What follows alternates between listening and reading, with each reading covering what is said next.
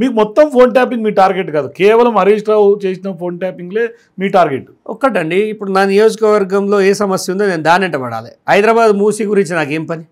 హైదరాబాద్ మూసీతో నాకేం పని? మా ఊర్లో ఎక్కడైతే బురద ఉందో ఆ బురద గురించి నా వరి ఉంటుంది. మాట్లాడితే చక్రధర్కి హరీష్ రావు టార్గెట్ అంటే అబ్సల్యూట్లీ ఆయనే ఉంటాడు. ఆయన పోతే ఇంకొక అతను వస్తాడు. సో ఆబ్వియస్లీ పర్సన్ కాదు నా ఎజెండా, ఆ పార్టీలో జరుగుతున్న దుర్మార్గులు. ఆ పార్టీలో వచ్చినోడు మంచి చేసిండు అనుకోండి. కానీ ఇప్పుడు కాంగ్రెస్ పార్టీలో కూడా మీ ప్రత్యర్థులు లేరా? అది మీరు చెప్పాలి. ఇక నాకు ప్రత్యర్థులు అంటే ఏంటంటే మీరు ఓన్లీ హరీష్ రావే ప్రత్యర్థి అంటున్నారు, కానీ మీ మీద బండబూతులు తిట్టిన వీడియోలు ఈ మధ్యకాలంలో సోషల్ మీడియాలో వైరల్గా మారలేదా? ఇక అది వాళ్ళ విచక్షణకు వదిలేస్తున్నా. ఎందుకంటే నిజంగా విన్నరా, ఆడియో విన్నా వైరల్ అవుతుంది. ఒక్కరు లెటర్ ఇచ్చినట్టు నేను మా కొడుకు ఎవరిదో లెటర్ ఇచ్చిన అంటే నర్సరీని తిడతాను. ఎప్పుడు సిస్టమ్ లేకపోతే ఎందుకు ఎవరికి పడితే వాళ్ళకి లెటర్లు ఇస్తే ఏం ప్రెసిడెంట్ అంటే చెప్తున్నాను. ఆయన ముందు కూడా అన్నాను, ఇట్లా చేస్తే బేకార్ కుప్ప అయిపోతుంది. చక్రధర్ కూడా కానికి ఇస్తారు. నిన్న మొన్న వచ్చింది దొంగ కొట్టే మూడో కూడా కానికి ఇస్తే వారి లెటర్ ఇచ్చింది శివబాబు. అట్లా పార్టీ ఖరాబ్ అవుతుంది. నాకేముంది, నాకు పర్సనల్ ఏం లేదు సార్. మీరు మంచిగా ఉండాలా, రేపు గెలవాలి అందరూ. పార్టీ పికప్ కానీ అంత చేస్తే నేను మా 10,000 ఎక్కువ బీజేపీకి ఇష్యూ అంటే పబ్లిక్ ఇంకా నమ్ముతలేరు. మిల్లలు కాంగ్రెస్ లీడర్లను నమ్ముతలేరు జనాలను నమ్మకం రావాలి. నాకేముంటుంది, నేను ఎక్కువకి ఏం చేయను. చేసినప్పుడు అడుగు వచ్చి ఎట్లా చేసిన హనుమంతనా అన్నాడు. వస్తే ప్రేమగా చూస్తాను. నాకు మీరు పికప్ మీ పనిని బట్టి నేను లిఫ్ట్ ఇస్తాను. కొట్లాడుతూ కొడతలేను. పోలీస్ అందరితో కొట్లాడతలేను. ఇలాంటి బరాబర్ కమిషనర్ అన్నది అట్లెట్లు ఎక్కుతారు మీదికి, వాళ్ళ మీద సీరియస్ యాక్షన్ అంటే I care shit, I going to protect them అని చెప్పి తిట్టినదాన్ని టిపింగ్ ప్రోగ్రామ్ పెడతాను. నాతో నేను చేస్తాను. నేను రికమెండేషన్ ఏం చేయవరికి ఇప్పుడు ఓపెన్ గా చెప్తున్నాను. మీరు అందరు మంచిగా చేసారు అనుకో, నాకు వచ్చినారు ఏం తట్టుకుంటున్నాడు ఏం చేస్తున్నట్టే డెఫినెట్ వస్తుంది. ఆడ ఎవ్వరు లేరు. ఒకడు ఫోన్లు లేకపోడు, ఒకడు ఫోన్లో దొరకడు, అందుబాటులో లేరున్నారు మీరు లీడర్. నిన్నంటలే అందరినీ మీరు పీకే మైనస్. నేను ఆడ జిల్లు తీసుకొని అటు తిన్న వెంకటేశ్వర స్వామి అని ఒడగొడతా. ఏడొడగొట్టే పొజిషన్లో మనం వాడు మళ్ళీ పికప్ అవుతాడు. ఏదో పుల్లలు పెడుతుంటాడు, మెదక్లో పెడుతుంటాడు, ఆడ పెడుతుంటాడు, ఈడ పెడుతుంటాడు. నేను ఇక్కడ తిరుగుతున్నా, ఎక్కడ తిరుగుతున్నా చేస్తున్నాను. నాకు పర్సనల్ ఏం లేదు. ఇట్లా మాట్లాడితే ఏమైందంటే హనుమంతనకు గ్రూప్ అవుతాడు. నేను గ్రూప్ కాదు, ఓన్లీ హరీష్ అగెనెస్ట్ ఓవర్ ఉంటే వాళ్ళకి లిఫ్ట్ ఇస్తాను. ఇప్పుడు ఆడు చక్రధర్ గారు ఎందుకు దూరం పెట్టినా, ఆ ముడ కొడుకు వీళ్ళు పని చేస్తుంటే అగెనెస్ట్ కామెంట్లు పెడుతున్నారు. ఇకేమవుతుంది అన్న ఖరాబ్ కదా. వాళ్ళు ఏం మనుషులు, వాళ్ళు వచ్చింది ఏ పార్టీలోకి వెళ్ళి వచ్చారు? వాళ్ళు అదే పార్టీలోకి వెళ్ళి వచ్చారు, అదే మాటలు మాట్లాడతారు. కాంగ్రెస్ వాడు ఎవడు అట్లా తిట్టాడు. మా మహేష్ గౌడ్ గారు ఉన్నారు, పిసిసి మహేష్ గౌడ్ గారు. ఏ వ్యక్తి అయినా కూర్చోమని అడుగుతాడు. సంస్కారం అండి, కూర్చోమని అడుగుతాడు. అది కాంగ్రెస్ మర్యాద. ఈ రుబాబులు, ఈ తానిషా ప్రభువుల బిల్డప్లన్నీ ఆ బీఆర్ఎస్ నుంచి అంటే ఆ వాసన పోదన్నమాట. సో ఆ బూతులు తిట్టుకుంటూ నాకు చాలా బాధ అనిపించింది. ఈ టైంలో అది మాట్లాడచ్చో లేదో కానీ చక్రధర్ ఎవడండి, కొన్ని 100 మంది రైతులు చచ్చిపోతే లక్ష రూపాయలు ఇచ్చి ఇవాళ వాళ్ళ ఇంట్లో ఒక దేవుడు లెక్కున్నా. నువ్వు ముండగొడక అంటే నీ చెంచాగాళ్ళు పడతారేమో. నాకు ఓట్లు వేసారు 17,000 మంది. నువ్వు వాళ్ళందరిని తిట్టినట్టే ఇవ్వాల. Who are you? నువ్వు నా నియోజకవర్గమా? నువ్వు మా మంత్రివా? పోనీ మా జిల్లా మంత్రివా? నీకు ఇన్ఛార్జ్ ఇచ్చిండా ఎవడన్నా సిరిపేటలో?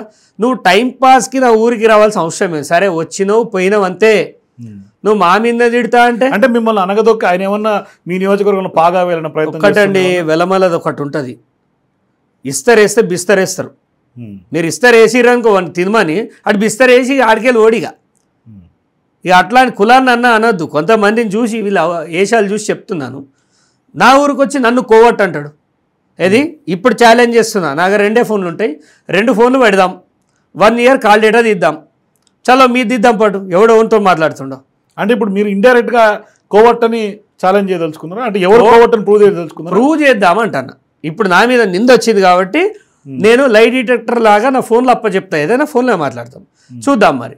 కానీ ఎందుకు పదే మీరు ఒంటరిగా పోరాటం చేసిన సందర్భాల్లో మిమ్మల్ని కోవట్ అన్నారు, బీజేపీలో ఉన్నప్పుడు కోవట్ అన్నారు, ఎవరనలే, కాంగ్రెస్ లో ఉన్నప్పుడు కూడా కోవట్ అన్నారు. ఎందుకు? ఒంటరిగా ఉన్నప్పుడు ఎవడు కోవట్ అనలే, బీజేపీలో ఉన్నప్పుడు అసలే అనలే. నేను ఎంత పోరాటం చేసింది అందరు తెలుసు. కాంగ్రెస్లోకి వచ్చిన తర్వాత కొంతమంది వాళ్ళ మీద బురద ఉంది కాబట్టి దాన్ని ఇలా అని మన మీద అనే ప్రయత్నం చేశారు. కానీ ప్రజలు పిచ్చోళ్ళ అండి? సుప్రీంకోర్టులో కోవట్టు పోతాడు ఎవడన్నా? అవసరమా? ఇంత బద్నాం చేస్తే అవతలోడు ఊరుకుంటాడా? మాకు కోవట్టు మేము చక్రధర్ ఒక నిజాయితీగా బతికాడు ఉన్నన్ని రోజులు. మీరు అప్పటికెళ్ళి చూస్తారు 2022 నుంచి చూస్తారు. నేను అప్పుడైనా ఇప్పుడైనా జనం కోసమే కొట్లాడినా. చాలామంది అంటారు వాళ్ళ ప్రభుత్వం పోయినాక హరీష్ రావు మీద అంటే, వాళ్ళ ఆ ప్రభుత్వం పోతే ఈ చేసిన కాళేశ్వరం ఏమైంది? అసలు 1000 కోట్లు 100 కోట్లు ఒక ఎగ్జిక్యూటివ్ ఇంజనీర్ దగ్గర ఎట్లా వస్తాయండి మీరు చెప్పండి? ఆయన జీతం ఎంత, ఆయన లెక్క ఎంత? 500 కోట్లు అండి, ఎలా దొరుకుతాయి? గతంలో ఇదేం ప్రశ్న నేను మిమ్మల్ని అడిగా. ఒక చక్రధర్ గౌడ్ అనేటువంటి సామాన్యుడు మామూలు మనిషి, మీరు ఎట్లా ఇట్లా కోట్లు పంచుతున్నారో నేను కూడా అడిగా మిమ్మల్ని. అవును, నేను కోట్లు ఏడా పంచినా అండి? నాకు పైసలు వచ్చినాయి. ఒకటి నేను ఏ వచ్చినాయో ఇన్కమ్ ట్యాక్స్ కట్టి మరీ వంచిన. నేను వైట్లో వంచిన, నేను దొంగతనం చేయలే, ఏడ క్యాష్ ఇయ్యలే. నా అకౌంట్స్ చెక్ చేయండి బరాబర్ అందరికి చెక్కులు ఇచ్చారు. ఒక్కటండి, నేను కనుక ఇన్కమ్ ట్యాక్స్లో కొంచెం తమాషా చేసి ఉంటే నాకు ఇలా తినడానికి తిండి లేకుండా చేసేటోడు హరీష్ రావు. అన్నీ చూసిండు. నాకు ఒక గుణం ఉందండి, pay back to the society, pay back to the society. నాకు ఒక ల్యాండ్లో ఒక ₹1 కోటి వస్తే 50 లక్షలు వంచినాను. ఎందుకంటే సమాజానికి ఇవ్వాలి, బతుకున్న రోజులు చాతనైన కాడికి సమాజానికి చెయ్యాలి అనేది నా ఆలోచన. అప్పుడు 1 లక్ష ఇచ్చిందని ఇప్పుడు 10,000 ఇస్తున్నారు. ఇప్పుడు మీకు ఆల్రెడీ హరీష్ రావు ఒక ప్రత్యర్థి కదా, ఇప్పుడు చక్రధర్ గౌడ్ అనే ఆయన కాంగ్రెస్లో ఉన్న వ్యక్తులకు కూడా ఉమ్మడి ప్రత్యర్థిగా ఎట్లా ఎందుకు మారాల్సి వచ్చింది? అంటే మీరేమన్నా అక్కడ రాజకీయంగా సుడా చైర్మన్ అప్పట్లో ఏదో మీరు కాంగ్రెస్ పార్టీలో ప్రపోజల్ నడిచినట్టుంది, దానికోసం ఏమన్నా ఇది జరిగింది? అబ్సల్యూట్లీ. ఇప్పుడు చక్రధర్కి సుడా ఇవ్వద్దు అని అన్నారంట పోయి. ఎందుకు ఇవ్వద్దు అంటే వాని మీద కేసులు లేట. ముఖ్యమంత్రి మీద ఏమునే కేసులు లేవా? ఆయన చెప్పుకుంటా బహిరంగ నా మీద 180 నానే కూడా కేసులు లేరా, నేనే కొట్టించుకోలేకపోతున్నా అన్నాడు. నంబర్ 1. ఇతర పార్టీ నుంచి వచ్చిండు. ఇతర పార్టీ నుంచి రాందవుడు మినిస్టర్లు అయ్యారండి. మినిస్టర్లు ఎందుకు అయ్యారు? వాళ్ళకి ప్రతిభ ఉంది, వాళ్ళకి చాతన అవుతుంది, గత ప్రభుత్వంలో పనిచేసిన అనుభవం ఉంది కాబట్టి. వాళ్ళెవరికి అడ్డు లేనిది మీకెందుకు అడ్డు అవుతుంది? ఇప్పుడు అనుకుంటే సీఎం రేవంత్ రెడ్డి గారు కూడా ఇతర పార్టీ నుంచి వచ్చిన ఆయన. హరీష్ రావు పాతి పెట్టిన కొన్ని వాటి వెతికి తీస్తా, అస్థి పంజరాలు వెతికి తీస్తాడు, ఆ సాక్ష్యాలు తీస్తాడు, వాటికి సంబంధించిన ఈ భూములకు సంబంధించిన విషయాలు ఆయనని భూస్థాపితం చేస్తాడనే భయంతో హరీష్ రావు అనేటోడు కొన్ని కోట్ల రూపాయలు ఖర్చు పెట్టి అలా చక్రధర్కి పదవి రాకుండా చేస్తుండు. ఒకటి చెప్తా, సమర్థుడికే ఇవ్వాలి.